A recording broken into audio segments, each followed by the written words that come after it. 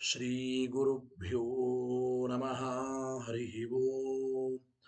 शुद्धानन्दोरुसंविद्वितिबलबहुलौदार्यवीर्यादिदेहं चिन्तासन्तापलेपोद्भवमृतिमुखराशेषदोषातिदूरम् सद्भिर्वैराग्यभक्तिश्रुतिमतिनियतध्यानजज्ञानयोगात् गम्यं वन्दे मुकुन्दाभिधममलमलं ब्रह्मवेदान्तवेद्यम् याञ्चामन्दरलोलिताद्यतबुधैर्द्विद्येन्दिरा निर्जरैः जातो भारतपारिजातसुतरुः सद्ब्रह्मसूत्रामृतम् आसीत् तन्त्रपुराणसन्मणिगणो जातः शुकेन्दुः सदा सोऽयं व्याससुधानिधिर्भवतु मे बुद्धैः सतां भूतिदः स्वान्तध्वान्तनिकृन्तने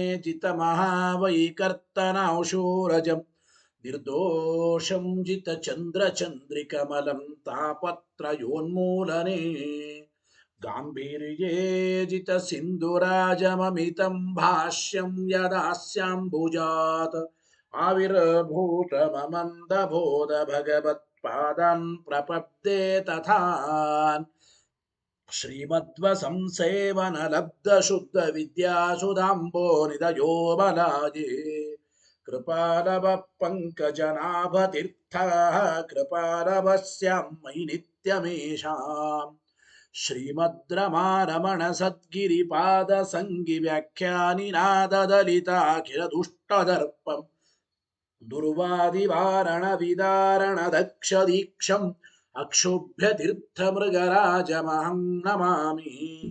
अथ तत्कृपया ब्रह्मसूत्रभाष्यं यथामति व्याकुर्वे श्रीमदानन्दतीर्थार्यमुखनिःसृतम् गङ्गासङ्गेन नैर्वल्यं रत्याद्भिरलभ्यते यथा वाचो विशुद्धिसिद्ध्यर्थं सङ्गम्यन्ते गुरोर्गिरः अथ अविद्यापटलपिहितनयनैः अन्यैः अन्यथा व्याख्यातानि ब्रह्मसूत्राणि यथावद्व्याचिख्यासुः भगवानाचार्यवर्यः पारीप्सितभाष्यस्य कैवल्याद्यखिलफलसाधनतादिसिद्ध्यर्थं निरन्तराय परिसमाप्त्याद्यर्थं च नारायणनमस्कारं ग्रथयते ग्रन्थारम्भं च प्रतिजानीते नारायणमिति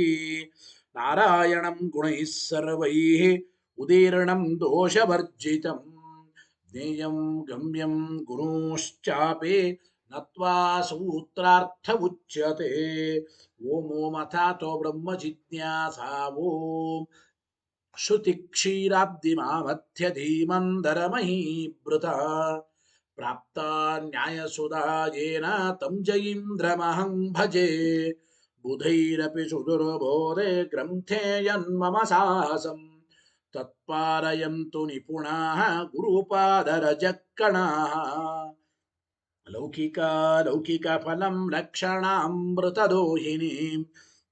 गुरुवनुग्रहरूपान्तां कामधेनुमुपास्महे मद्भुक्तिर्द्विनदी जजर्यशुभवक्षुर्यात्मज सङ्गमे व्याख्यास्नानमो विधाय नृहरे प्राप्य प्रसादं परम् प्रापुर्ये कृतकृत्यतां गतमला विद्याधिराजादयो योगीशा कृपयन्तु ते जयमुनेर्भावस्य बोधाय मे सुखेन शान्त्यादिषु वाङ्मयेषु व्यासेन धैर्यं बुधिनोपमेयम् मनोजजित्या मनसां मे पत्न्या रघुत्तमाख्यं स्वगुरुं नमामि न दग्धं यस्य कौपीनम् अग्नौ दत्तमपि स्फुटम् वेदौ व्यासगुरुं नौमि श्रीवेदेश नमस्कृतम् सत्यनाथ गुरुः पातु योधीरो नवचन्द्रिकां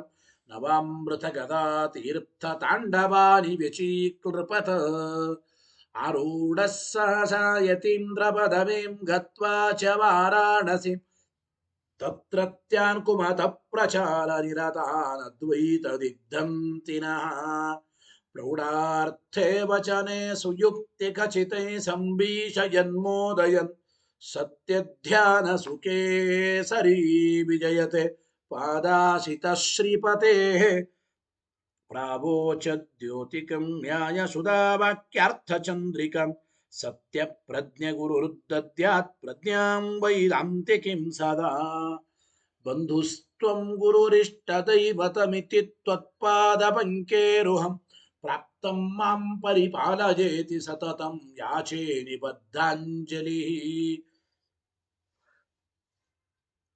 ಚಿತ್ತಂ ಮದ್ಗುಣದೋಷ ಚಿಂತನ ವಿದೋ ನೂನಂ ಮನಕ್ಮಾಕೃತಾ ಸತ್ಯಾಭಿಜ್ಞ ಗುರೋಸ್ತ್ವದಂಗ್ರಿಯುಗಲಂ ಹಿತ್ವಾ ನ ಮೇ ಸದ್ಗತಿ ಸತ್ಯಾಭಿಜ್ಞ ಕರಾಬ್ಜೋತ್ಥಾನ್ ಪಂಚಾಶದ್ವರ್ಷ ಪೂಜಕಾನ್ ಸತ್ಯ ಪ್ರಮೋದ ತೀರ್ಥಾರ್ಯಾನ್ ನೌಮಿನ್ಯಾಯ ಸುಧಾರತಾನ್ ವೇದೇಶ ಮುನಿಸತ್ಪಾದ ಸೇವಾ ಸಂಪ್ರಾಪ್ತ ವೈಭವಾನ್ ಯಾದವಾರ್ಯಾನ್ ವರಸುಧಾ ಟೀಕಾಕಾರಾನ್ ವಯಂ ನುಮಃ ಪೃಥ್ವೀಮಂಡಲ ಮಧ್ಯಸ್ಥಾಃ ಪೂರ್ಣಬೋಧಮತಾರುಗಾ ವೈಷ್ಣವ ವಿಷ್ಣುಹೃದಯಾಃ ತಾನ್ನಮಸ್ಸೆ ಗುರೂನ್ ಮಮ ಆಪಾದಮೌಲಿಪರ್ಯಂತಂ ಗುರೂಣಾಮಾಕೃತಿಂ ಸ್ಮರೆತ್ ತೇನ ವಿಘ್ನಾಃ ಪ್ರಣಶ್ಯಂತಿ ಸಿದ್ಧ್ಯಂತಿ ಚ ಮನೋರಥಾಃ ಶುಭಾಂ ಧ್ಯಾಯಂತಿ ಯೇ ಕಾಮಾನ್ ಗುರುದೇವಃ ಪ್ರಸಾದಜಾನ್ ಇತರಾನ್ ಆತ್ಮಪಾಪೋತ್ಥಾನ್ ತೇಷಾಂ ವಿದ್ಯಾ ಫಲಿಷ್ಯತಿ ಯಹಿರಹಂ ಶುಕವತ್ ಸಮ್ಯಕ್ ಶಿಕ್ಷಿತೋಸ್ಮಿ ಕೃಪಾಲುಭಿಃ ಶ್ರೀಮತ್ಸತ್ಯಾತ್ಮತೀರ್ಥಾರ್ಯಾನ್ ವಂದೇ ವಿದ್ಯಾ ಗುರೂನ್ ಮಮ ಸತ್ಪ್ರಮೋದ ಕೃಪಾಪಾತ್ರಂ ಜಗತ್ಪೂಜ್ಯ ಮಹಾಗುರುಂ ಸದಾ ಸಚ್ಛಾಸ್ತ್ರ ನಿರತಂ ಶ್ರೀ ಸತ್ಯಾತ್ಮಯತಿಂ ಭಜೆ ಸ್ವಸ್ತ್ಯಸ್ತು ಸತಾಮಖಿಲ ಸನ್ಮಂಗಲಾನಿ ಭವಂತು ಶ್ರೀ ಗುರುಭ್ಯೋ ನಮಃ ಹರಿ ಓಂ ತತ್ವಪ್ರಕಾಶಿಕೆ ಈ ಬ್ರಹ್ಮಸೂತ್ರ ಭಾಷ್ಯದಲ್ಲಿ ಪ್ರಥಮಾಧ್ಯಾಯ ಸಮನ್ವಯ ಅಧ್ಯಾಯ ಇಲ್ಲಿ ಮೂರನೇ ಪಾದ ಉಭಯತ್ರ ಪ್ರಸಿದ್ಧವಾದ ಶಬ್ದಗಳ ಸಮನ್ವಯ ಇಲ್ಲಿ ನಡೀತಾ ಇದೆ. ಮೂರನೇ ಪಾದದ ಮೊದಲನೇ ಅಧಿಕರಣ ಜುಹ್ವಾಧ್ಯಧಿಕರಣ. ಜುಹ್ವಾಧ್ಯಾಯತನನಾದವನು ಯಾರು ಅಂತ ಹೇಳುವಾಗ ರುದ್ರಾದಿಗಳೇ ಜುಹ್ವಾಧ್ಯಾಯತನ ಅಂತಂದ್ರೆ ಅಲ್ಲ. ಯಾಕೆ? ರುದ್ರಾದಿಗಳನ್ನು ಹೇಳಿಕೊಡುವ ಶಬ್ದಗಳೆಲ್ಲ ವಿಷ್ಣುವಿನನ್ನೇ ಹೇಳಿಕೊಡ್ತಾ ಇವೆ ಅಂತ ತಿಳಿದಿದ್ದೇವೆ. ನಿನ್ನೆಯ ಪಾಠದಲ್ಲಿ ರೋಗವನ್ನು ಓಡಿಸುವವನಾದ್ದರಿಂದ ವಿಷ್ಣುವೇ ರುದ್ರ, ಸರ್ವ ಪ್ರೇರಕ, ಸರ್ವ ನಿಯಾಮಕ, ಸರ್ವಸ್ವಾಮಿ ಆದ್ದರಿಂದ ವಿಷ್ಣುವೇ ಈಶ ಎಂಬ ಶಬ್ದದಿಂದ ಕರೆಯಲ್ಪಡ್ತಾನೆ. ವಿಶಿಷ್ಟವಾದ ಮಹತ್ವ ಉಳ್ಳವನಾದ್ದರಿಂದ ವಿಷ್ಣುವೇ ಮಹಾದೇವ. ಆಮೇಲೆ ಸಂಸಾರ ಸಾಗರದಿಂದ ಯಾವ ಮುಕ್ತರು ವಿಶೇಷವಾದ ಅಂದ್ರೆ ಸಂಸಾರ ಸಾಗರವನ್ನು ದಾಟಿ ಯಾವ ಮುಕ್ತರು ವಿಶಿಷ್ಟವಾಗಿರತಕ್ಕಂಥ ಸುಖವನ್ನು ಅನುಭವಿಸ್ತಾರೆ ಅಂತಹ ಮುಕ್ತರಿಗೆ ಆಧಾರ ವಿಷ್ಣು. ಆದ್ದರಿಂದ ವಿಷ್ಣುವಿಗೆ ಪಿನಾಕಿ ಅಂತ ಕರೀತಾ ಇದ್ದಾರೆ. ಹೀಗೆ ಮೂರು ಅರ್ಥಗಳು ಸುಮಾರು ಆಗಿದೆ. ಇನ್ನು ಮುಂದೆ ಶಿವ, ಕೃತ್ತಿವಾಸ, ವಿರಿಂಚ, ಬ್ರಹ್ಮ, ಇಂದ್ರ ಈ ಎಲ್ಲ ದೇವತೆಗಳನ್ನು ಹೇಳಿಕೊಡೋ ಶಬ್ದಗಳು ಕೂಡ ವಿಷ್ಣುವಿನನ್ನೇ ಹೇಳಿಕೊಡ್ತವೆ. ಅದನ್ನು ತಿಳಿಸ್ತಾ ಇದೆ ಬ್ರಹ್ಮಾಂಡ ಪುರಾಣದ ಮುಂದಿನ ಮಾತಿನಿಂದ. ಶ್ಲೋಕ ಹೇಳಿ. ಶಿವಂ ಸುಖಾತ್ಮಕತ್ವೇನ ಶರ್ವಶಂರೋದನಾಧರಿಃ ಕೃತ್ಯಾತ್ಮಕಮಿಮಂ ದೇಹಂ ಯತೋ ವಸ್ತೆ ಪ್ರವರ್ತಯನ್ ಕೃತ್ತಿವಾಸಾಸ್ತತೋ ದೇವಃ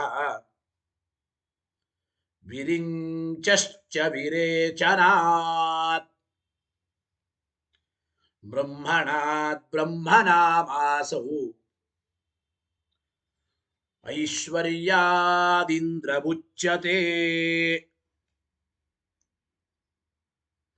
ಏವಂ ನಾನಾವಿಧೈಃ ಶಬ್ದೈಃ ಶಬ್ದೈ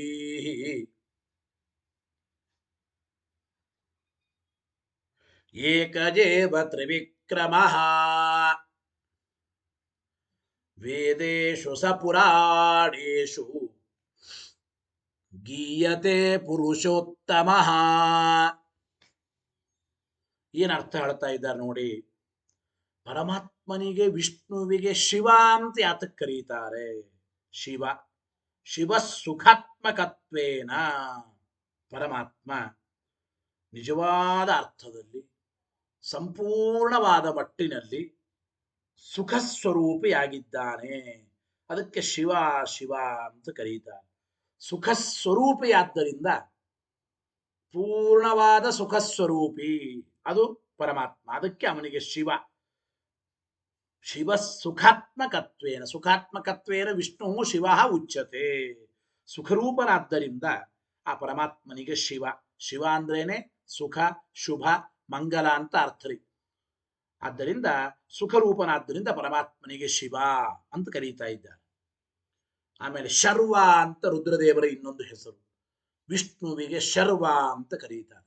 ಯಾತಕ್ಕೆ ವಿಷ್ಣುವಿಗೆ ಶರ್ವ ಅಂತ ಕರೀತಾರೆ ಅಂದ್ರೆ ಶಂಬ್ರೋಧನಾಧರಿ ಶರ್ವ ಅಂತ ಅರ್ಥ ಮಾಡಿಕೊಳ್ಳಬೇಕು. ನೋಡಿ, ಶಂ ಅಂದ್ರೆ ಮುಕ್ತಿ ಪರ್ಯಂತರವಾಗಿ ಆ ಜೀವರ ಸ್ವರೂಪಭೂತವಾದ ಸುಖವನ್ನ ರೋದನ ಅನುಭವಕ್ಕೆ ಬಾರದೇ ಇದ್ದಂತೆ ತಡೆಯುತ್ತಾ ಇದ್ದಾನೆ. ಅಂದ್ರೆ ಪ್ರತಿಯೊಬ್ಬ ಜೀವರಾಶಿಗಳಿಗೂ ಅವರದೇ ಆದ ಒಂದು ಸ್ವರೂಪ ಸುಖ ಅಂತ ಇರುತ್ತದೆ. ಆ ಸ್ವರೂಪ ಸುಖದ ಅನುಭವ ಮುಕ್ತಿ ಪರ್ಯಂತರವಾಗಿ ಆಗೋದೇ ಇಲ್ಲ. ಅಂದ್ರೆ ಮೋಕ್ಷವಾದ ಮೇಲೇನೆ ಅವರವರ ಸ್ವರೂಪ ಸುಖ ಅನುಭವಕ್ಕೆ ಬರೋದು. ಅದಕ್ಕೆ ಮೋಕ್ಷಕ್ಕೆ ಏನ್ ಕರೀತಾರೆ? ಸ್ವರೂಪಾನಂದದ ಆವಿರ್ಭಾವ ಎಂಬ ಮಾತನ್ನೇ ಕರೀತಾ ಇದ್ದಾರೆ. ಗೊತ್ತಾಯಿತೋ ಇಲ್ಲ? ಮೋಕ್ಷ ಸುಖದ ಆವಿರ್ಭಾವ ಆಗುವುದು ಮೋಕ್ಷದಲ್ಲೇ, ಮುಕ್ತಿಯಲ್ಲೇನೆ. ಹಾಗಾದ್ರೆ ಮೊದಲು ಮೋಕ್ಷ ಪರ್ಯಂತರವಾಗಿ ಆ ಜೀವರಿಗೆ ಸ್ವರೂಪ ಸುಖ ಆಗದೇ ಇದ್ದಂತೆ ತಡೀತಕ್ಕಂಥವನು ಯಾರು? ಅದು ಪರಮಾತ್ಮ ವಿಷ್ಣು. ಶಂ ಅಂದ್ರೆ ಸಂಸ್ಕೃತದಲ್ಲಿ ಸುಖ. ಶಂ ರೋದನಾದಿತಿ ಶರ್ವ ಅಂದ್ರೆ ಶಂ ಅಂದ್ರೆ ಜೀವರ ಸ್ವರೂಪ ಸುಖ. ಅದನ್ನ ರೋದನಾತ್ ಮುಕ್ತಿ ಪರ್ಯಂತರವಾಗಿ ಆಗದೆ ಇದ್ದಂತೆ ತಡೆ ಹಿಡಿತಾನೆ. ಅದಕ್ಕೆ ಅವನಿಗೆ ಶರ್ವ.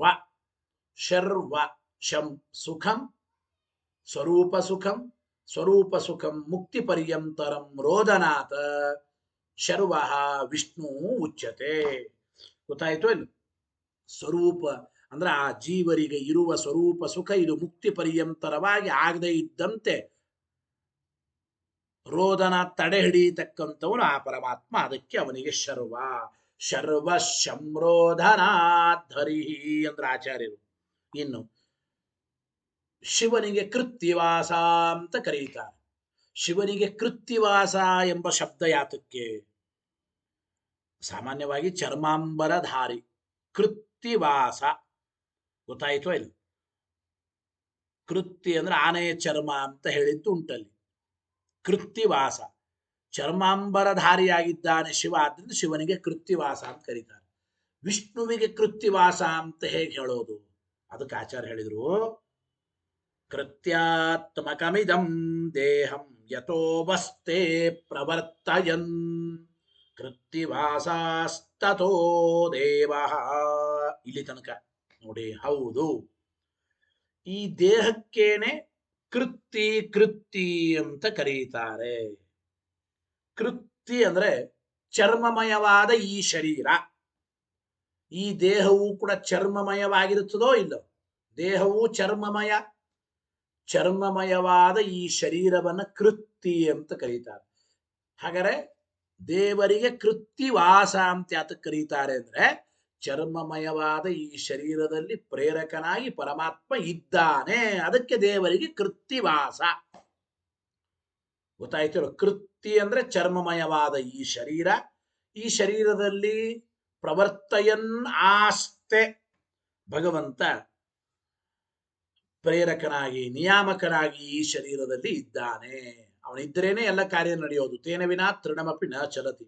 ಸಕಲ ಜೀವರಾಶಿಗಳ ಚರ್ಮಮಯವಾದ ಈ ಶರೀರದಲ್ಲಿ ನಿಯಾಮಕನಾಗಿ ಪ್ರೇರಕನಾಗಿ ವಷ್ಟೇ ಪರಮಾತ್ಮ ಇದ್ದಾನೆ. ಆದ್ದರಿಂದ ಕೃತ್ತಿವಾಸ, ಕೃತ್ಯಾತ್ಮಕಮಿದಂ ದೇಹಂ, ಚರ್ಮಮಯವಾದ ಈ ಶರೀರವನ್ನ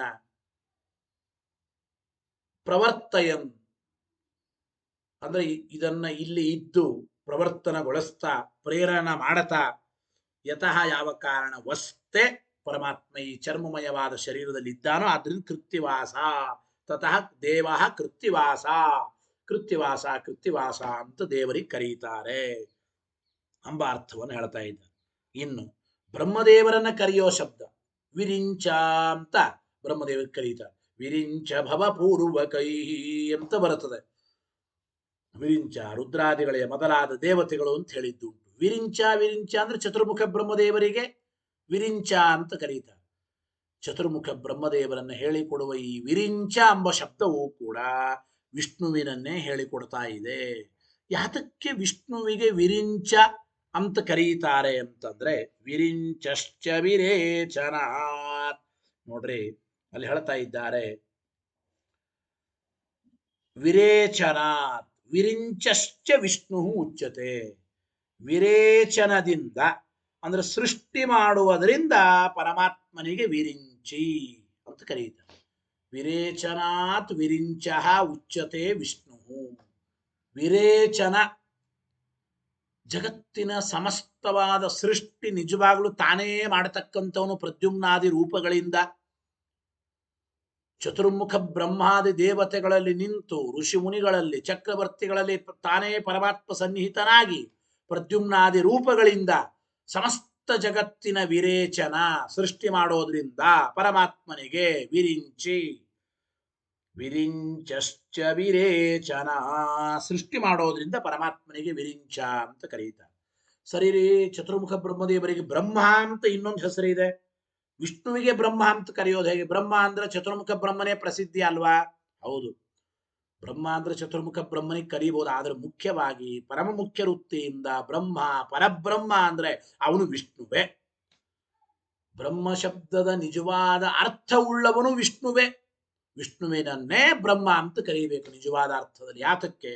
ಬ್ರಹ್ಮ ಅಂದ್ರೆ ಬೃಹ ಬೃಹಿ ರುದ್ಧವು, ಗುಣಗಳಿಂದ ತುಂಬಿದವನ್ಯಾರೋ ಅವನು ಬ್ರಹ್ಮ ಅಂತ ಅರ್ಥ. ಅಲ್ಲಿ ಬ್ರಹ್ಮಣಾತ್ ಬ್ರಹ್ಮನಾಮೋಸವು ಹೇಳ್ತಾ ಇದ್ದ ನಾಮಾಸವು ಬ್ರಹ್ಮಣ ಸಕಲ ಅನಂತ ಕಲ್ಯಾಣ ಗುಣ ಪರಿಪೂರ್ಣನಾದ್ದರಿಂದ ಸಮಸ್ತವಾದ ಅನಂತ ಕಲ್ಯಾಣ ಗುಣ ಪರಿಪೂರ್ಣ ಸಮಸ್ತವಾದ ಕಲ್ಯಾಣ ಗುಣಗಳಿಂದ ತುಂಬಿಕೊಂಡವನು. ಆ ಅರ್ಥದಲ್ಲಿ ವಿಷ್ಣುವೇ ನಿಜವಾದ ಅರ್ಥದಲ್ಲಿ ಬ್ರಹ್ಮ. ಬ್ರಹ್ಮಣ ಅಂದ್ರೆ ಗುಣಗಳಿಂದ ತುಂಬಿದವನು, ಆದ್ದರಿಂದ ಬ್ರಹ್ಮನಾಮ ಅಸೌ. ಈ ವಿಷ್ಣುವೇ ಬ್ರಹ್ಮ ಬ್ರಹ್ಮ ಎಂಬ ಹೆಸರಿನಿಂದ ಕರೆಸಿಕೊಳ್ಳಲ್ಪಡ್ತಾನೆ. ಬ್ರಹ್ಮಣಾತ್ ಬ್ರಹ್ಮನಾಮಾಸೌ. ಸರಿ, ಇಂದ್ರದೇವರನ್ನು ಹೇಳಿಕೊಡೋ ಪ್ರಸಿದ್ಧವಾದ ಇಂದ್ರ ಶಬ್ದ.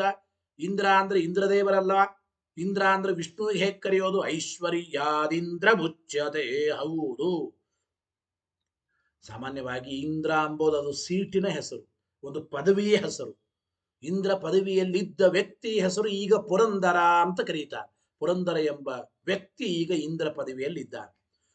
ಪರಮಾತ್ಮನಿಗೆ ದೇವರಿಗೆ ಇಂದ್ರ ಅಂತ ಯಾತಕ್ಕೆ ಕರೆಯೋದು? ಇಂದ್ರ ಅಂದ್ರೆ ಪರಮೈಶ್ವರ್ಯವಂತ. ಇಂದ್ರ ಶಬ್ದಕ್ಕೆ ನಿಜವಾಗ್ಲೂ ವ್ಯಾಕರಣದ ರೀತ್ಯ ಇದಿ ಐಶ್ವರ್ಯೆ ಅಂತ ಅರ್ಥ ಇದೆ. ವಿಶಿಷ್ಟವಾದ ಐಶ್ವರ್ಯ ಉಳ್ಳವನು ಇಂದ್ರ, ದೊಡ್ಡ ಸ್ವರ್ಗಾಧಿಪತಿ, ಅಮರಾವತಿಗೆ ಅಧಿಪತಿ, ಶ್ರೀಮಂತನಾದ ವ್ಯಕ್ತಿಗೆ ಇಂದ್ರ ಅಂತ ಕರೀತಾರೆ. ಆದ್ರೆ ನಿಜವಾಗ್ಲೂ ಶ್ರೀಮಂತ, ನಿಜವಾದ ಅರ್ಥದಲ್ಲಿ ಐಶ್ವರ್ಯವಂತ ಅದು ಪರಮಾತ್ಮನೇ. ಮಹಾ ಐಶ್ವರ್ಯ ಉಳ್ಳವನು, ಮಹೇಶ್ವರ್ಯ ಉಳ್ಳವನು. ಐಶ್ವರ್ಯಾದಿಂದ್ರ ಮುಚ್ಯತೆ. ಪರಮೈಶ್ವರ್ಯ ಸ್ವರೂಪಿ. ಆ ಪರಮೈಶ್ವರ್ಯ ಸ್ವರೂಪನಾದ್ದರಿಂದಲೇ ಪರಮಾತ್ಮನಿಗೆ ಇಂದ್ರ ಇಂದ್ರ ಅಂತ ಕರೀತಾ ಇದ್ದಾರೆ. ಏವಂ ನಾನಾ ವಿಧೈ ಶಬ್ದೈ.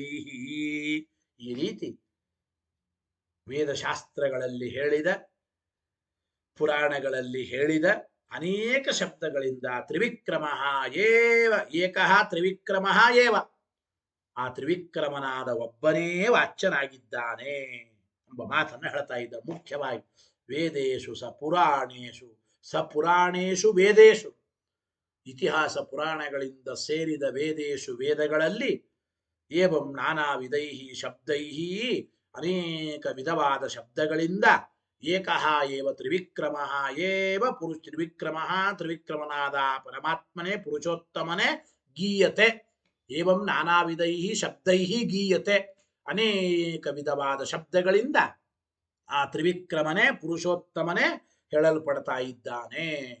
ಆದ್ದರಿಂದ ಬ್ರಹ್ಮ ರುದ್ರ ಇಂದ್ರಾದಿ ಸಕಲ ದೇವತೆಗಳನ್ನು ಹೇಳಿಕೊಡುವ ಎಲ್ಲ ಶಬ್ದಗಳಿಂದಲೂ ಕೂಡ ಇತಿಹಾಸ ಸಹಿತವಾದ ಪುರಾಣ ಸಹಿತವಾದ ವೇದಶಾಸ್ತ್ರಗಳಲ್ಲಿ ಆ ಪುರುಷೋತ್ತಮನೇ ಸಕಲ ಶಬ್ದ ವಾಚ್ಯ ಅಂತ ಹೇಳಿದ್ದಾರೆ ಎಂಬ ಮಾತನ್ನ ಬ್ರಹ್ಮಾಂಡ ಪುರಾಣದ ಮಾತು ಕೊಟ್ಟು ಆಚಾರ್ಯರು ಕೊನೆಗೆ ತಿಳಿಸಿಕೊಟ್ಟಿದ್ದಾರೆ. ಇನ್ನು ಮುಂದೆ ಪ್ರಶ್ನೆ ಟೀಕರಾಯರು ಕೇಳ್ತಾರೆ, ರುದ್ರಾದಿ ಶಬ್ದಾನಾಂ ವಿಷ್ಣು ಮಹಾಯೋಗಂ. ಈ ಬ್ರಹ್ಮಾಂಡ ಪುರಾಣದಲ್ಲಿ ಹೇಳಿದ ಪ್ರಕಾರ ಹಾಗೆ ರುದ್ರಾದಿ ಶಬ್ದಗಳಿಗೆ ಮಹಾಯೋಗ ಎಲ್ಲಿದೆ? ವಿದ್ವದ್ರೂಢಿ ಎಲ್ಲಿದೆ? ವಿಷ್ಣುವಿನಲ್ಲಿ. ರುದ್ರಾದಿ ಶಬ್ದಾನಾಂ ವಿಷ್ಣು ಮಹಾಯೋಗಂ. ರುದ್ರಾದಿ ಶಬ್ದಗಳಿಗೆ ವಿಷ್ಣುವಿನಲ್ಲೇ ಮಹಾಯೋಗ ಇದೆ. ಹಾಗಾದರೆ ಆ ರುದ್ರಾದಿ ಎಲ್ಲ ಶಬ್ದಗಳಿಗೆ ವಿಷ್ಣುವಿನಲ್ಲೇ ಮಹಾಯೋಗವನ್ನ ಹೇಳಿ ರುದ್ರಾದಿ ಶಬ್ದಾನಾಂ ವಿಷ್ಣು ಮಹಾಯೋಗಂ ಉಕ್ತ್ವಾ ವೇದೇಶು ಸ ಪುರಾಣೇಶು ಗೀಯತೆ ಪುರುಷೋತ್ತಮ ಇತಿ ವಿದ್ವದ್ರೂಢಿ ಕಥನಾತ್. ಅಂದ್ರೆ ಮಹಾಯೋಗ ವಿದ್ವದ್ರೂಢಿ ಇವುಗಳಿಂದ ದೇವತೆಗಳನ್ನು ಹೇಳಿಕೊಡುವ ಎಲ್ಲ ಶಬ್ದಗಳು ವಿಷ್ಣುವಿನನ್ನೇ ಹೇಳಿಕೊಡುತ್ತವೆ ಅಂತ. ಆದ್ದರಿಂದ ರೂಢಿ ಮಾತ್ರಾತ್ ಮಹಾಯೋಗ ವಿದ್ವದ್ರೂಢ್ಯೋ ಪ್ರಾಬಲ್ಯಾತ್. ದೇವತೆಗಳನ್ನು ಹೇಳಿಕೊಡುವ ಆಯಾ ಶಬ್ದಗಳು ಆಯಾ ದೇವತೆಗಳಲ್ಲಿ ಕೇವಲ ರೂಢಿ ಉಳ್ಳದ್ದಾಗಿವೆ. ವಿರಿಂಚ, ಬ್ರಹ್ಮ, ಶಿವ, ರುದ್ರ, ಕಪರ್ದಿ, ಉಗ್ರ, ಇಂದ್ರ ಎಲ್ಲ ಆಯಾ ದೇವತೆಗಳನ್ನು ಹೇಳಿಕೊಡುವ ಶಬ್ದ ಆಯಾ ದೇವತೆಗಳಲ್ಲಿ ಕೇವಲ ರೂಢಿ ಮಾತ್ರ ಉಳ್ಳದ್ದಾಗಿವೆ. ಈ ಎಲ್ಲಾ ಶಬ್ದಗಳು ಮಹಾಯೋಗ ಮತ್ತು ವಿದ್ವದ್ರೂಢಿಯಿಂದ ವಿಷ್ಣುವಿನನ್ನೇ ಹೇಳಿಕೊಡ್ತಾ ಇವೆ. ಕೇವಲ ರೂಢಿಗಿಂತಲೂ ಮಹಾಯೋಗ ಮತ್ತು ವಿದ್ವದ್ರೂಢಿ ಅವು ಅತ್ಯಂತ ಪ್ರಬಲವಾದದ್ದು. ಆದ್ದರಿಂದ ಯುಕ್ತ ಶ್ರುತ್ಯಂತರೇಪಿ. ಬೇರೆ ಶ್ರುತಿಗಳಲ್ಲಿ ಈ ಶಬ್ದಗಳು ರುದ್ರಾದಿ ದೇವತೆಗಳನ್ನು ಹೇಳಿದರೂ ಕೂಡ ವಿಷ್ಣು ಪ್ರತಿಪಾದ್ಯತ್ವ ನಿಶ್ಚಯ ಇತಿ ಭಾವ. ಪರಮ ಮುಖ್ಯ ವೃತ್ತಿಯಿಂದ ಎಲ್ಲ ಶಬ್ದಗಳು ವಿಷ್ಣುವಿನನ್ನೇ ಹೇಳಿಕೊಡ್ತವಾದ್ದರಿಂದ ಸಕಲ ಶ್ರುತಿ ಸ್ಮೃತಿ ಇತಿಹಾಸ ಪುರಾಣಗಳಿಂದ ಸಹಿತವಾದ ವೇದಾದಿ ಶಾಸ್ತ್ರಗಳಲ್ಲಿ ಹೇಳಲ್ಪಟ್ಟ ಎಲ್ಲ ಶಬ್ದಗಳಿಂದಲೂ ಪರಮಾತ್ಮನೇ ಪ್ರತಿಪಾದ್ಯನಾಗಿದ್ದಾನೆ ಎಂಬುದನ್ನು ನಾವು ತಿಳಿಯಬೇಕು. ಇತಿ ಭಾವ. ಇಷ್ಟು ಹೇಳಿದ್ರು ಸಿದ್ಧಾಂತ. ಇದಾದ ಮೇಲೆ ಪ್ರಶ್ನೆ, ನಾನು ಯದಿ ರುದ್ರಾದಿ ಶಬ್ದಾನಾಂ ವಿಷ್ಣು ಪರತ್ವ ಮುಕ್ತ್ವಾ ಶ್ರುತೀನಾಂ ಅನಿರ್ಣಾಯಕತ್ವ ಮುಚ್ಯತೆ. ಈಗ ನೋಡಿ, ರುದ್ರಾದಿ ಶಬ್ದಗಳು ವಿಷ್ಣು ಪರವಾಗಿವೆ ಅಂತ ನೀವು ಹೇಳಿ, ರುದ್ರ ಮೊದಲಾದ ದೇವತೆಗಳನ್ನು ಹೇಳಿಕೊಡುವ ಎಲ್ಲ ಶಬ್ದಗಳು ವಿಷ್ಣು ಪರನೇ ಅಂತ ಹೇಳಿ, ಅದರಿಂದ ಅರುದ್ರಾದಿ ದೇವತೆಗಳನ್ನು ಹೇಳಿಕೊಡತಕ್ಕಂತಹ ಶಬ್ದಗಳು ಅಂದ್ರೆ ಆ ಶ್ರುತಿಗಳು ನಿರ್ಣಾಯಕವಲ್ಲ ಅಂತ ಅಂದ್ರಿ. ಗೊತ್ತಾಯ್ತಾ? ಯದಿ ರುದ್ರಾದಿ ಶಬ್ದಾನಾಂ ವಿಷ್ಣು ಪರತ್ವ ಮುಕ್ತ್ವಾ ಶ್ರುತೀನಾಂ ಅನಿರ್ಣಾಯಕತ್ವ ಮುಚ್ಯತೆ. ರುದ್ರಾದಿ ಎಲ್ಲ ದೇವತೆಗಳನ್ನು ಹೇಳಿಕೊಡುವ ರುದ್ರಾದಿ ಸಕಲ ಶಬ್ದಗಳು ಕೂಡ ವಿಷ್ಣು ಪರನೇ. ಆದ್ದರಿಂದ ಆ ರುದ್ರಾದಿ ದೇವತೆಗಳನ್ನು ಹೇಳಿಕೊಡ್ತಕ್ಕಂತಹ ಶ್ರುತಿಗಳಿಗೆ ಅರ್ಥ ನಿಶ್ಚಾಯಕತ್ವ ಇಲ್ಲ ಅಂತ ಹೇಳಿದ್ರು. ಅಂದ್ರೆ ಆ ಶ್ರುತಿಗಳು ನಿರ್ಣಾಯಕವಲ್ಲ. ಶ್ರುತಿಗಳು ಹೇಳಿದ ಮಾತ್ರಕ್ಕೆ ಆ ಶಬ್ದಗಳು ರುದ್ರಾದಿಗಳನ್ನು ಹೇಳಿಕೊಡಲ್ಲ. ಆ ಎಲ್ಲ ಶಬ್ದಗಳು ವಿಷ್ಣು ಪರ ಅಂತ ನೀವು ಮಾಡಿದ್ದೀರಿ. ಅದೇ ರೀತಿ ಅವರು ಕೇಳ್ತಾರೆ, ತರ್ಹಿ ನಾರಾಯಣಾದಿ ನಾಮ್ನಾಂ ರುದ್ರಾದಿ ಪರತ್ವೇನ. ನಾರಾಯಣಾದಿ ನಾಮಗಳು ಕೂಡ ಅವು ರುದ್ರಾದಿ ಪರ ಅಂತ ನಾವು ಹೇಳಿ, ನಾರಾಯಣಂ ಮಹಾಜ್ಞೇಯಂ, ನಾರಾಯಣ ಉಪನಿಷತ್ತು ಮೊದಲಾದ ಶ್ರುತಿಗಳು ಕೂಡ ಇತ್ಯಾದಿ ಶ್ರುತೀನಾಂ ಅನಿರ್ಣಾಯಕತ್ವಂ ಸ್ಯಾತ್. ಈ ಶ್ರುತಿಗಳು ಅನಿರ್ಣಾಯಕ ಅಂತ ಯಾತಕ್ಕಾಗಬಾರದು? ನೀವೇನಂದ್ರೆ ರುದ್ರಾದಿಗಳನ್ನು ಹೇಳಿಕೊಡೋ ಶ್ರುತಿಗಳು ಅವೆಲ್ಲ ರುದ್ರಾದಿಗಳನ್ನು ಮುಖ್ಯ ವೃತ್ತಿಯಿಂದ ಹೇಳಿಕೊಡಲ್ಲ, ಅವೆಲ್ಲ ನಿರ್ಣಯ ಮಾಡ್ಲಿಕ್ಕೆ ಬರಲ್ಲ, ಅನಿರ್ಣಾಯಕ ಅಂದ್ರೆ. ಯಾಕೆಂದ್ರೆ ರುದ್ರಾದಿಗಳನ್ನು ಹೇಳಿಕೊಡುವ ಆ ಶ್ರುತಿಗಳಲ್ಲಿ ಇರುವ ಎಲ್ಲಾ ಶಬ್ದಗಳಿಂದಲೂ ವಿಷ್ಣುವೇ ವಾಚ್ಯ. ಆ ಶ್ರುತಿಗಳಲ್ಲಿ ರುದ್ರಾದಿಗಳನ್ನು ಹೇಳಿಕೊಡೋ ಶಬ್ದಗಳು ವಿಷ್ಣು ಪರ ಅಂತಂದ್ರಿ. ಹಾಗೆ ಅದೇ ರೀತಿ ನಾನು ಕೂಡ ನಾರಾಯಣಂ ಮಹಾಜ್ಞೇಯಂ ಮೊದಲಾದ ವಿಷ್ಣುವಿನನ್ನು ಹೇಳಿಕೊಡ್ತಕ್ಕಂಥ ಈ ಶ್ರುತಿಗಳು, ಅಲ್ಲಿ ವಿಷ್ಣುವಿನನ್ನು ಹೇಳಿಕೊಡ್ತಕ್ಕಂಥ ಎಲ್ಲಾ ಶಬ್ದಗಳು ನಾರಾಯಣಾದಿ ಶಬ್ದಗಳು ರುದ್ರಪರ ಅಂತ ಹೇಳಿ ನಾರಾಯಣಂ ಮಹಾಜ್ಞೇಯಂ ಎಂಬ ಈ ಶ್ರುತಿಗಳು ಕೂಡ ಅನಿರ್ಣಾಯಕ, ಇವು ನಿರ್ಣಾಯಕ ಅಲ್ಲ ಅಂತ ನಾವು ಹೇಳ್ತೇವೆ. ಅಂತಂದ್ರೆ ಇತ್ಯತಃ ಆಹಾ ವಾಮನೇಚ ಇತಿ. ಅದಕ್ಕೆ ಆಚಾರ್ಯರು ಮತ್ತೆ ಮುಂದೆ ವಾಮನ ಪುರಾಣದ ಮಾತನ್ನು ಕೊಟ್ಟು ಉತ್ತರ ಹೇಳ್ತಾ ಇದ್ದಾರೆ. ಅಂದ್ರೆ ಪ್ರಶ್ನೆ ಇಷ್ಟೇ, ರುದ್ರಾದಿ ಶಬ್ದಗಳು ವಿಷ್ಣು ಪರ ಅಂತ ನೀವು ಹೇಳಿದಂತೆ ನಾರಾಯಣಾದಿ ಶಬ್ದಗಳು ರುದ್ರಪರ ಅಂತ ನಾವ್ಯಾಕೆ ಹೇಳಬಾರದು ಎಂಬುವ ಪ್ರಶ್ನೆಗೆ ವಾಮನ ಪುರಾಣದಲ್ಲಿ ಉತ್ತರ ಕೊಟ್ಟಿದ್ದಾರೆ. ವಾಮನೇಚ ಹೇಳಿ ಶ್ಲೋಕನು. ನತು ನಾರಾಯಣಾದೀನಾ ನಾಮ್ನಾಮನ್ಯತ್ರ ಸಂಭವಃ ಅನ್ಯನಾಮ್ನಾಂ ಗತಿರ್ವಿಷ್ಣು ಏಕಜೇವ ಪ್ರವರ್ತಕಃ. ಏನರ್ಥ? ನಾರಾಯಣಾದೀನಾಂ ನಾಮ್ನಾಂ ಅನ್ಯತ್ರ ನತು ಸಂಭವಃ. ರುದ್ರಾದಿ ನಾಮಗಳು ವಿಷ್ಣುವಿನನ್ನ ಹೇಳಿಕೊಟ್ಟಂತೆ, ರುದ್ರಾದಿ ನಾಮಗಳು ವಿಷ್ಣು ಪರ ಅಂತ ಹೇಳಿದಂತೆ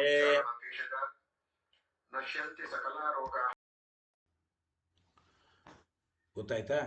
ರುದ್ರಾದಿ ನಾಮಗಳು ವಿಷ್ಣು ಪರ ಅಂತ ಆದಂತೆ ನಾರಾಯಣಾದಿ ನಾಮಗಳು ಬೇರೆ ಕಡೆ ಸಮನ್ವಯ ಮಾಡ್ಲಿಕ್ಕೆ ಬರಲ್ಲ ಅಂತ ಅಸಾಧಾರಣವಾದ ನಾರಾಯಣನ ಗುಣಗಳನ್ನು ಮಾತ್ರ ಹೇಳಿಕೊಡ್ತಕ್ಕಂಥ ನಾರಾಯಣಾದಿ ನಾಮಗಳಿಗೆ ಅನ್ಯತ್ರ ಅನ್ವಯ ಇಲ್ಲ. ನಾರಾಯಣಾದೀನಾಂ ನಾಮ್ನಾಂ ಅನ್ಯತ್ರ ನತು ಸಂಭವ. ಸರ್ವಥಾ ಬೇರೆ ಕಡೆ ಅವುಗಳನ್ನು ಹೊಂದಿಸಲಿಕ್ಕೆ ಬರೋದಿಲ್ಲ. ಅನ್ಯನಾಮ್ನ ಬೇರೆ ಯಾವುದೇ ನಾಮಗಳಿಗೆ ವಿಷ್ಣು ಏಕಏವ ಗತಿ ಪ್ರಕೀರ್ತಿತ. ವಿಷ್ಣು ಒಬ್ಬನೇ ಮುಖ್ಯವಾಗಿ ವಾಚ್ಯ. ವಿಷ್ಣುವಿನನ್ನ ಹೇಳಿಕೊಡುವ ಅಸಾಧಾರಣವಾದ ನಾರಾಯಣ, ವಿಷ್ಣು, ಹರಿ ಮೊದಲಾದ ಹೆಸರುಗಳನ್ನ ವಿಷ್ಣುವಿನನ್ನು ಬಿಟ್ಟರೆ ಬೇರೆ ದೇವತೆಗಳಲ್ಲಿ ಈ ಹೆಸರುಗಳನ್ನ ಈ ನಾಮಗಳನ್ನು ಹೊಂದಿಸ್ಲಿಕ್ಕೆ ಆಗಲ್ರಿ, ಅವುಗಳಿಗೆ ಅನ್ವಯ ಇಲ್ಲ. ಆದ್ರೆ ಅನ್ಯನಾಮ್ನ ಬೇರೆ ನಾಮಗಳಿಗೆಲ್ಲ ಮುಖ್ಯ ವೃತ್ತಿಯಿಂದ ಪರಮ ಮುಖ್ಯ ವೃತ್ತಿಯಿಂದ ವಿಷ್ಣು ವಾಚ್ಯನಾಗಿದ್ದಾನೆ ಅಂತ ಹೇಳಬಹುದು. ಅನ್ಯನಾಮ್ನಾಂ ಗತಿರ್ ವಿಷ್ಣು ಏಕಜೇವ ಪ್ರಕೀರ್ತಿತ ಎಂಬ ಮಾತನ್ನ ತಿಳಿಸಿಕೊಡ್ತಾ ಇದ್ದಾರೆ. ವಾಮನ ಪುರಾಣದ ಮಾತು ಕೊಟ್ಟು ಆಚಾರ್ಯ ಹೇಳ್ತಾ ಇದ್ದಾರೆ ನೋಡಿ. ಅಂದ್ರೆ ವಿಷ್ಣು ಸರ್ವ ಶಬ್ದ ವಾಚ್ಯ, ಪರಮ ಮುಖ್ಯ ವೃತ್ತಿಯಿಂದ ಎಲ್ಲ ಶಬ್ದಗಳು ವಿಷ್ಣುವಿನನ್ನು ಹೇಳಿಕೊಡ್ತವೆ ಅಂತ ಹೇಳಬಹುದು. ಆದರೆ ವಿಷ್ಣುವಿನನ್ನ ಹೇಳಿಕೊಡುವ ಅಸಾಧಾರಣವಾದ ಯಾವ ಶಬ್ದಗಳು ಕೂಡ, ನಾರಾಯಣಾದಿ ಯಾವ ಶಬ್ದಗಳು ಕೂಡ ಸರ್ವಥಾ ಅನ್ಯವಾಚಕವಲ್ಲ, ಬೇರೆ ದೇವತೆಗಳನ್ನ ಹೇಳಿಕೊಡೋದಿಲ್ಲ ಪರಮ ಮುಖ್ಯ ವೃತ್ತಿಯಿಂದ. ಅದನ್ನ ತಿಳಿಸಿಕೊಡ್ತಾ ಇದ್ದಾರೆ. ಇದಾದ ಮೇಲೆ ನೋಡಿ, ಭಗವನ್ನಾಮತ್ವ ವಿಶೇಷಾತ್ ರುದ್ರಾದಿ ನಾಮವತ್ ನಾರಾಯಣಾದಿ ನಾಮಪಿ ರುದ್ರಾದೌ ವೃತ್ತಿ ಇತಿ ಕಿಂ ನ ಸ್ಯಾತ್. ಹಿಂಗೆ ಪ್ರಶ್ನೆ ಮಾಡಬಹುದು ಈ ಉತ್ತರದ ಮೇಲೆ. ಬೇರೆ ನಾಮಗಳು ಅವು ವಿಷ್ಣು ವಾಚಕ ಆಗಬಹುದು, ವಿಷ್ಣುವಿನ ಅಸಾಧಾರಣವಾದ ವಿಷ್ಣು, ನಾರಾಯಣ, ಹರಿ ಮೊದಲಾದ ಶಬ್ದಗಳು ಬೇರೆಯವರನ್ನ ಹೇಳಿಕೊಡಲ್ಲ, ಯಾತಕ್ಕೆ ಹಿಂಗೆ ಹೇಳ್ತೀರಿ ಅಂತ ಪ್ರಶ್ನೆ. ಭಗವನ್ನಾಮತ್ವ ಅವಿಶೇಷ.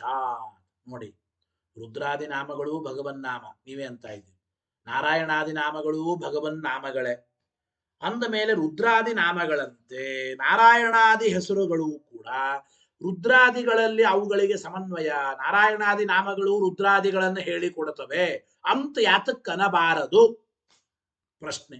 ಅದಕ್ಕೆ ಮತ್ತೆ ಮುಂದೆ ರುದ್ರನನ್ನೇ ಹೇಳಿಕೊಡುವ ಸ್ಕಂದ ಪುರಾಣದ ಮಾತನ್ನೇ ಕೊಟ್ಟು ಆಚಾರ್ಯರು ಹೇಳ್ತಾ ಇದ್ದಾರೆ.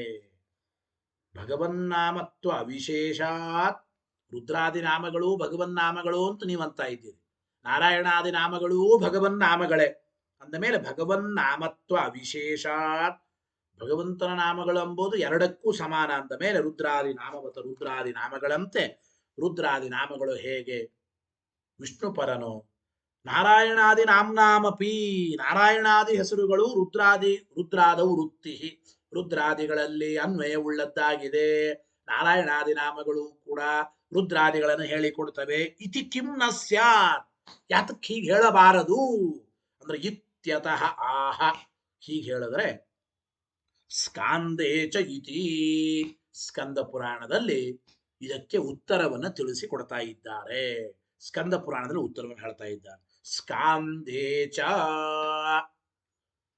ಸ್ಕಂದ ಪುರಾಣದಲ್ಲಿ ಉತ್ತರ ಹೇಳ್ತಾ ಇದ್ದಾರೆ ಸ್ಕಾಂದೇಚ ಹೇಳಿ ಸ್ಕಾಂದೇಚ ಋತೆ ನಾರಾಯಣಾದೀನಿ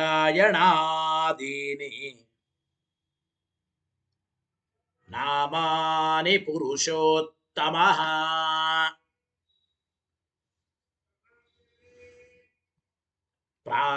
ಪ್ರಾದಾದನ್ಯತ್ರ ಭಗವಾನ್ ರಾಜೇವರ್ತೆ ಸ್ವಕಂ ಪುರಂ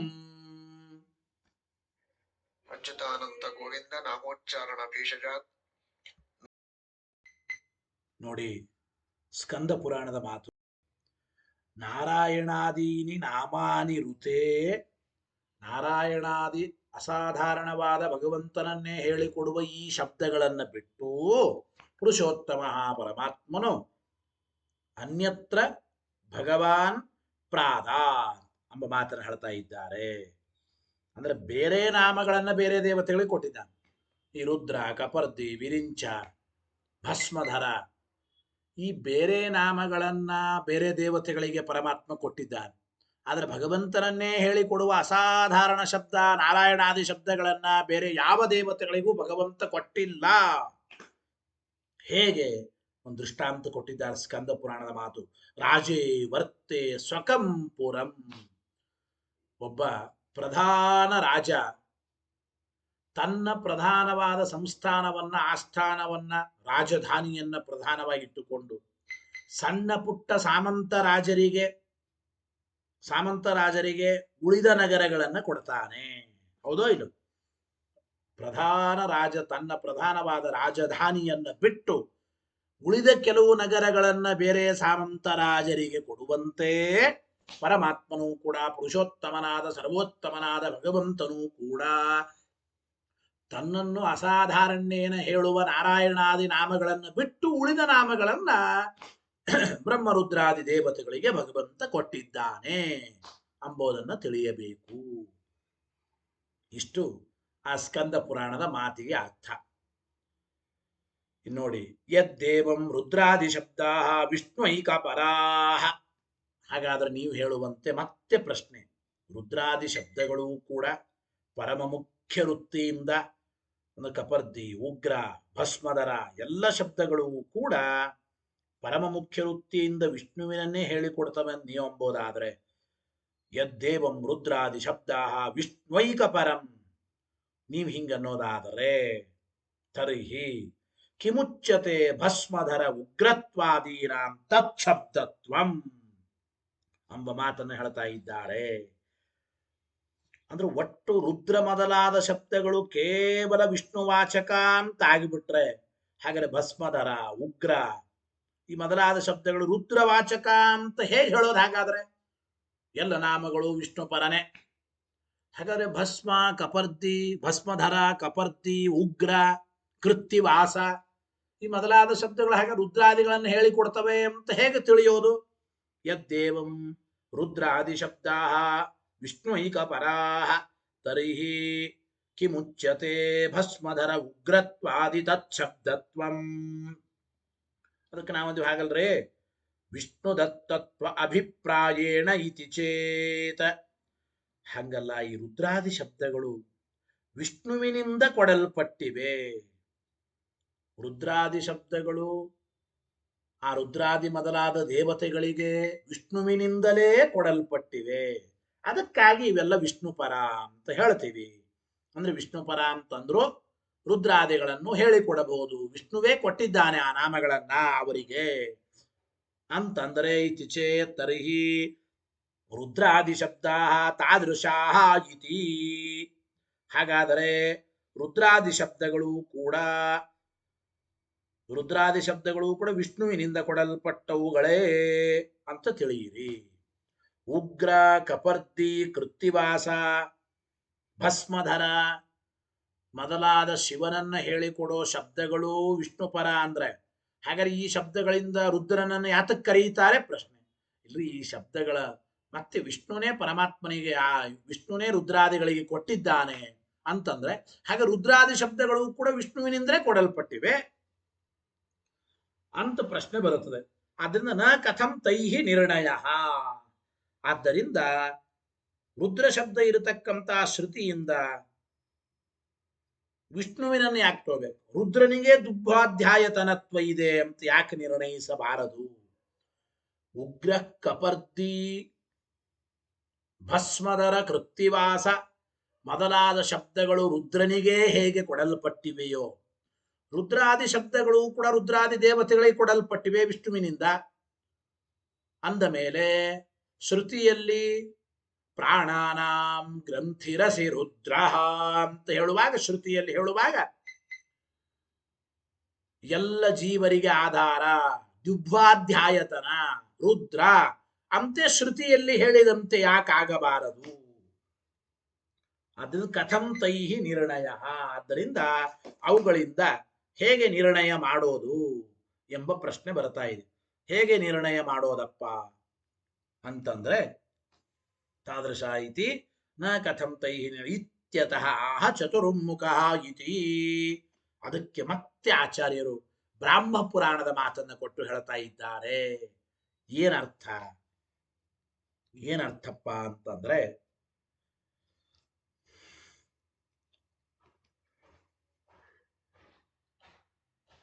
ಬ್ರಹ್ಮರುದ್ರಾದಿ ದೇವತೆಗಳಿಗೆ ಸ್ವಲ್ಪ ವಿಶೇಷವಾಗಿ ಅವರನ್ನೇ ಹೇಳಿಕೊಡುವ ಶಬ್ದಗಳನ್ನ ಬ್ರಹ್ಮರುದ್ರಾದಿ ದೇವತೆಗಳಿಗೆ ಪರಮಾತ್ಮ ಕೊಟ್ಟಿದ್ದಾನೆ.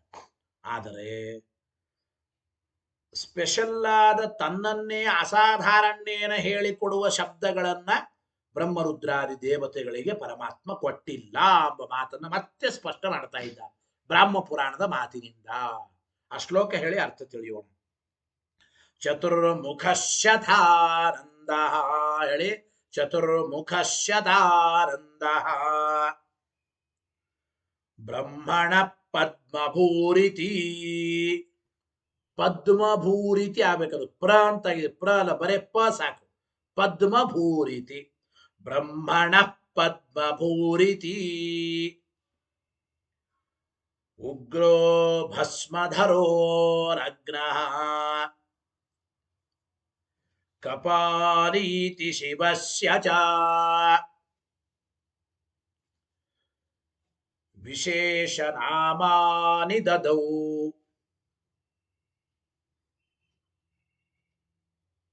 ಸ್ವಕೀಯಾನ್ಯಪಿ ಕೇಶವಃ ಇತಿ ಚ ಬ್ರಾಹ್ಮೇ.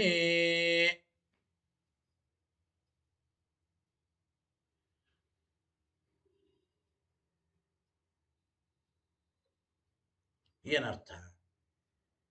ಚತುರ್ಮುಖ ಶತಾನಂದ ಬ್ರಹ್ಮ ಪದ್ಮಭೂ ಅಂತ ಚತುರ್ಮುಖ ಬ್ರಹ್ಮದೇವರಿಗೆ ಪ್ರಸಿದ್ಧವಾದ ಹೆಸರುಗಳು.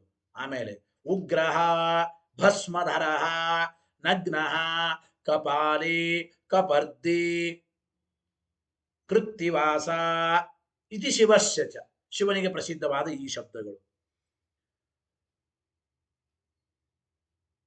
ಇತಿ ವಿಶೇಷನಾಮಾನಿ ದದೌ, ಈ ರೀತಿ ಆಯಾ ದೇವತೆಗಳಿಗೆ ಅವರದೇ ಆದ ವಿಶೇಷ ನಾಮಗಳನ್ನ ಪರಮಾತ್ಮ ಅವರಿಗೆ ಕೊಟ್ಟಿದ್ದಾರೆ. ಸ್ವಕೀಯಾನ್ಯಪಿ ಕೇಶವ, ಇವೆಲ್ಲ ಪರಮಾತ್ಮ ತನ್ನದೇ ಆದ ಶಬ್ದಗಳನ್ನ ಕೊಟ್ಟಿದ್ದಾನೆ. ಅಂದ್ರೆ ಈ ಶಬ್ದಗಳೆಲ್ಲ ವಿಷ್ಣುವಿನನ್ನು ಹೇಳಿಕೊಡಲ್ಲ, ರುದ್ರಾದಿ ದೇವತೆಗಳನ್ನ ಮಾತ್ರ ಹೇಳಿಕೊಡ್ತದೆ ಅಂತ ಅರ್ಥ ಅಲ್ಲ. ಸ್ವಕೀಯಾನ್ಯಪಿ ಕೇಶವ, ಉಗ್ರಧರ, ಕಪಾಲಿ, ಕಪರ್ದಿ, ಭಸ್ಮಧರ, ಉಗ್ರ, ಕೃತ್ತಿವಾಸ ಚತುರ್ಮುಖ, ಶತಾನಂದ, ಪದ್ಮಭೂ, ಬೇಕಾದ ಶಬ್ದಗಳಿರಬಹುದು. ಇವೆಲ್ಲ ಶಬ್ದಗಳು ವಸ್ತುತಃ ವಿಚಾರ ಮಾಡಿ ನೋಡಿದರೆ ಪರಮಾತ್ಮನ ಶಬ್ದಗಳೇ, ಭಗವಂತನಿಗೆ ಸ್ವಕೀಯವಾದ ಶಬ್ದಗಳೇ. ಆದರೂ ಕೆಲವು ಸ್ವಕೀಯವಾದರೂ ತನ್ನ ಕೆಲವು ಶಬ್ದಗಳನ್ನ ಆಯಾ ದೇವತೆಗಳಿಗೆ ಭಗವಂತ ಕೊಟ್ಟಿದ್ದಾನೆ. ಅನ್ವಯ ಏನು ಗೊತ್ತಾ ಇಲ್ಲಿ? ಸ್ವಕೀಯಾನ್ಯಪಿ ಕೇಶವ, ತನ್ನ ನಾಮಗಳೇ ಆದ ಕೆಲವು ನಾಮಗಳನ್ನ ಕೇಶವ ಪರಮಾತ್ಮನು ಬೇರೆ ದೇವತೆಗಳಿಗೆ ಕೊಟ್ಟಿದ್ದಾರೆ. ಯಾವ್ಯಾವ ನಾಮಗಳು? ಚತುರ್ಮುಖ, ಚತುರ್ಮುಖ, ಶತಾನಂದ. ಶತ ಅಂತಂದ್ರೆ 100 ಮಡಿಯಾದ ಆನಂದ ಉಳ್ಳವನು. ಭಗವಂತ ಶತಾನಂದ ಅಂದ್ರೆ ಶತ ಎಂಬ ಶಬ್ದ ಕರೆ ಪೂರ್ಣ ಅಂತ ಅಭಿಪ್ರಾಯ. ಅನಂತ ಆನಂದ ಉಳ್ಳವನು, ಪೂರ್ಣಾನಂದ ಉಳ್ಳವನು ದೇವರನ್ನ ಹೇಳಿಕೊಡುವಾಗ ಇರ್ಲಿ. ಅಂತೂ ಚತುರ್ಮುಖ, ಶತಾನಂದ, ಬ್ರಹ್ಮ ಅಂದ್ರೆ ಗುಣ ಪರಿಪೂರ್ಣ, ಮತ್ತು ಪದ್ಮಭೂಹು, ಇದು ಬ್ರಹ್ಮದೇವರಿಗೆ ಹೆಸರು. ಪದ್ಮಭವ, ಪದ್ಮಭೂಹು, ತನ್ನದೇ ಈ ನಾಮಗಳನ್ನು ಚತುರ್ಮುಖ ಬ್ರಹ್ಮದೇವರಿಗೆ ಪರಮಾತ್ಮ ಕೊಟ್ಟಿದ್ದಾನೆ. ಒಂದು. ಆಮೇಲೆ ಶಿವದೇವರಿಗೆ ಉಗ್ರಹ, ನರಸಿಂಹ ರೂಪದಿಂದ ಪರಮಾತ್ಮ ಉಗ್ರ. ಉಗ್ರಂ ವೀರಂ ಮಹಾವಿಷ್ಣುಂ ಜ್ವಲಂತಂ ಸರ್ವತೋಮುಖಂ ನೃಸಿಂಹಂ ಭೀಷಣಂ ಭದ್ರಂ ಮೃತ್ಯುಂ ನಮಾಮ್ಯಹಂ. ಉಗ್ರ ಅಂತಂದಿದ್ದಾರಲ್ಲ, ಉಗ್ರ ಶಬ್ದವು ತನ್ನ ನಾಮವೇ, ದೇವರ ನಾಮವೇ, ಆದರೂ ಶಿವದೇವರಿಗೆ ಕೊಟ್ಟಿದ್ದಾರೆ ಪರಮಾತ್ಮ. ಭಸ್ಮಧರ, ಅದೇ ರೀತಿ ದೇವರು ಭಸ್ಮಧರ ಆಗಬಹುದು. ನಗ್ನ ಎಂಬ ಶಬ್ದ, ಕಪಾಲಿ, ಕಪರ್ದಿ, ಕೃತ್ತಿವಾಸ, ಯಾವುದೇ ಇರಲಿ. ಕಪಾಲೀತಿ ಶಿವಸ್ಯ ಚ, ಕಪಾಲಿ ಮೊದಲಾದ ಈ ಶಬ್ದಗಳನ್ನು ರುದ್ರದೇವರಿಗೆ ಪರಮಾತ್ಮ ಕೊಟ್ಟಿದ್ದಾನೆ. ತನ್ನ ನಾಮಗಳಾದರೂ ಕೂಡ ಆ ದೇವತೆಗಳಿಗೆ ಕೆಲವು ಅವರಿಗೆ ಹೊಂದುವ ಶಬ್ದಗಳನ್ನ ಪರಮಾತ್ಮನೇ ಕೊಟ್ಟು ಅನುಗ್ರಹ ಮಾಡಿದ್ದಾನೆ ಎಂಬ ಅರ್ಥವನ್ನು ನಾವು ಚಿಂತನೆ ಮಾಡಬೇಕು. ಇದಾದ ಮೇಲೆ ಹಾಗಾದರೆ ರುದ್ರ ಪ್ರಕೃತಿಗಳು ಸರ್ವಥಾ ದ್ಯುಭ್ವಾಧ್ಯಾಯತನರಲ್ಲ, ದ್ಯೂಭೂ ಸ್ವರ್ಗಾದಿ ಲೋಕಗಳಿಗೆ ಆಶ್ರಯರು ಅಂತ ಅಲ್ಲ ಎಂಬ ಮಾತನ್ನು ಹೇಳ್ತಾ ಇದ್ದಾರೆ. ಇಲ್ಲಿವರೆಗೆ ಹೇಳಿದ್ದು ಯಾಕೆಂದ್ರೆ ಆ ರುದ್ರ ಪ್ರಕೃತಿಯನ್ನು ಹೇಳುವ ಶಬ್ದಗಳು ಇಲ್ಲ. ನಾನುಮಾನ ಮತಶಬ್ದಾತು ಎಂಬುವ ಈ ಒಂದು 3ನೇ ಸೂತ್ರದಲ್ಲಿ ಆ ರುದ್ರ ಮತ್ತು ಪ್ರಕೃತಿಯನ್ನು ಹೇಳಿಕೊಡೋ ಶಬ್ದಗಳು ಇಲ್ಲ. ಆ ರುದ್ರ ಪ್ರಕೃತಿಯನ್ನು ಹೇಳಿಕೊಡುವ ಶಬ್ದಗಳು ಅವು ವಿಷ್ಣುವಿನನ್ನೇ ಹೇಳಿಕೊಡುವ ಶಬ್ದಗಳು ಎಂಬ ಮಾತನ್ನು ತಿಳಿಸಿದರು. ಇನ್ನೊಂದು ಪೂರ್ವ ಪಕ್ಷ, ಜೀವ ಮತ್ತು ವಾಯುಗಳು ದ್ಯುಭ್ವಾಧ್ಯಾಯತನರಾಗಿದ್ದಾರಲ್ಲ ಅಂತಂದ್ರೆ ಅದಕ್ಕೆ ಉತ್ತರವನ್ನ ಈ ಮುಂದಿನ 4ನೇ ಸೂತ್ರದಿಂದ ಕೊಡ್ತಾ ಇದ್ದಾರೆ. ಏನು? ಉಕ್ತ ಪ್ರಾಪ್ಯ, ಹಿಂದೆ ಹೇಳಿದ ಯುಕ್ತಿಯಿಂದಲೇನೆ ಉಕ್ತ ಪ್ರಾಪ್ತ್ಯ ಜೀವವಾಯು ಕಿಮತ್ರ ವಾಚ್ಯೋ ನ ಸ್ಯಾತ. ಹಿಂದೆ ಹೇಳಿದ ಯುಕ್ತಿಯಿಂದಲೇನೆ ಜೀವವಾಯುಗಳು ಕೂಡ ಈ ಒಂದು ವಿಷಯ ವಾಕ್ಯದಲ್ಲಿ ಪ್ರತಿಪಾದ್ಯರು ಅಂತ ಏಕಾಗಬಾರದು ಅಂತ ಅನಬೇಡಿ. ಅಂದ್ರೆ ಹಿಂದೆ ಒಂದು ಮಾತು ಬಂದಿತ್ತು, ರುದ್ರ ಮತ್ತು ಪ್ರಕೃತಿಗಳೇ ದ್ಯುಭ್ವಾಧ್ಯಾಯತನರು. ಯಾತಕ್ಕೆ ಅಂತಂದರೆ ಕೆಲವು ಶಬ್ದಗಳು ಅವರನ್ನ ಹೇಳಿಕೊಡ್ತಾ ಇವೆ ಅಂತಂದ್ರು. ಜೀವನು ಎಲ್ಲ ಕಡೆಗೂ ಇರುತ್ತಾನೆ. ಹೇ ಗೌತಮ, ವಾಯುನಾ ವೈ ಗೌತಮ ಸೂತ್ರ ಅಂತ ಬಂತು. ಸೂತ್ರ ನಾಮಕರಾದ ವಾಯುದೇವರ ಎಲ್ಲದಕ್ಕೂ ಆಧಾರ. ಹೀಗೆಲ್ಲ ಶ್ರುತಿಗಳು ಇವೆ. ರುದ್ರ ಮತ್ತು ಪ್ರಧಾನ ತತ್ವಗಳು ದ್ಯುಭ್ವಾಧ್ಯಾಯತನ ಎಂಬುದಕ್ಕೆ ಶ್ರುತಿಗಳಿವೆ ಅಂತಂದ್ರೆ ನಿರಾಕರಣೆ ಮಾಡಿದ್ರು ಇಷ್ಟೊತ್ತು. ಹಾಗೆ ಅದೇ ರೀತಿ ಜೀವ ಮತ್ತು ವಾಯುಗಳು ಕೂಡ ಸರ್ವಾಶ್ರಯ ದ್ಯುಭ್ವಾಧ್ಯಾಯತನರು ಅಂತ ಶ್ರುತಿ ಇದೆಯಲ್ಲ. ಹಾಗಾದ್ರೆ ಜೀವ ಮತ್ತು ವಾಯುಗಳು ಕೂಡ ದ್ಯುಭ್ವಾಧ್ಯಾಯತನರು ಅಂತ ಯಾಕಾಗಬಾರದು ಅಂದ್ರೆ ಇತ್ಯಾಶಂಕಾಂ ಪರಿಹರತ್, ಈ ಶಂಕೆಯನ್ನು ಪರಿಹಾರ ಮಾಡ್ತಾ ಸೂತ್ರಂ ಪಠಿತ್ವಾ ವ್ಯಾಚಷ್ಟೆ, ಸೂತ್ರವನ್ನ ಪಠನ ಮಾಡಿ ವ್ಯಾಖ್ಯಾನ ಮಾಡ್ತಾ ಇದ್ದಾರೆ ಆಚಾರ್ಯರು. ಓಂ ಪ್ರಾಣಭೃಚ್ಚ ಓಂ ಇತಿ ಹೇಳಿ ಸೂತ್ರ. ಓಂ ಪ್ರಾಣಭೃಚ್ಚ ಓಂ. ಏನು? ಪ್ರಾಣಭೃಚ್ಚ ಅಂದರೆ ಪ್ರಾಣಭೃತ್ ಪ್ರಾಣವನ್ನು ಧಾರಣೆ ಮಾಡಿದ ಜೀವ ಮತ್ತು ವಾಯುಗಳು ಕೂಡ ದ್ಯುಭ್ವಾಧ್ಯಾಯತನರಲ್ಲ. ಪ್ರಾಣಭೃಚ್ಚ ಹಿಂದೆ ಹೇಗೆ ರುದ್ರಪ್ರಧಾನ ತತ್ವಗಳು ಹೇಗೆ ದ್ಯುಭ್ವಾಧ್ಯಾಯತನರಲ್ಲವೋ, ಈಗ ಪ್ರಾಣಭೃಚ್ಚ ಜೀವ ಮತ್ತು ವಾಯುಗಳು ಕೂಡ ಅಂತ ಅರ್ಥ. ಪ್ರಾಣಭೃತ್ ಪ್ರಾಣ ಧಾರಣ ಮಾಡಿದವರು ಜೀವ ಮತ್ತು ವಾಯುಗಳು. ಆ ಜೀವ ಮತ್ತು ವಾಯುಗಳು ಕೂಡ ಪ್ರಾಣಭೃಚ್ಚ ನ ದುಗ್ಧ್ವಾಧ್ಯಾಯತನಂ, ಅವರು ದುಗ್ಧ್ವಾಧ್ಯಾಯತನರಲ್ಲ. ಹೇಗೆ? ಇದೇ ಕಾರಣದಿಂದ ರುದ್ರ ಮತ್ತು ಪ್ರಧಾನ ತತ್ವಗಳು ಹೇಗೆ ಯಾವ ಕಾರಣದಿಂದ ದುಗ್ಧ್ವಾಧ್ಯಾಯತನರಲ್ಲವೋ ಅದೇ ಹೇತುವಿನಿಂದ. ಆ ಹೇತು ಯಾವುದು ಏನು ಮುಂದೆ ಟೀಕಾರ ತಿಳಿಸಿದ್ದಾರೆ. ವಾಕ್ಯ ಓದಿ ಹೇಳಿ. ಭಾಷ್ಯ ವಾಕ್ಯ: ಏತೈರೇವ ಹೇತುಭಿಃ ನ ಜೀವೋ ವಾಯುಶ್ಚ.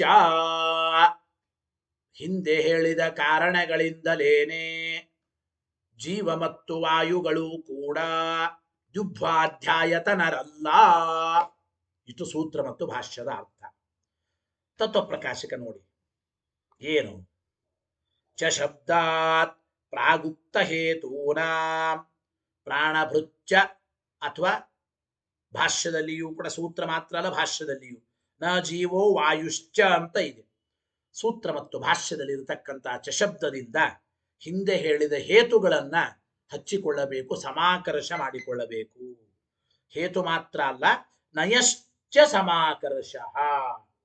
ಹಿಂದೆ ಹೇಳಿದ ಆ ನೈ ಅಂದ್ರೆ ನ ದುಗ್ಧ್ವಾಧ್ಯಾಯತನಂ, ನ ಅಂಬೋದನ್ನು ಕೂಡ ಹಿಂದೆ ಹೇಳಿದ್ದನ್ನು ಸಮಾಕರ್ಷ ಮಾಡಿಕೊಳ್ಳಬೇಕು, ಇಲ್ಲಿ ಎಳೆದುಕೊಂಡು ಹಚ್ಚಿಕೊಳ್ಳಬೇಕು ಅಂತ ಅಭಿಪ್ರಾಯ.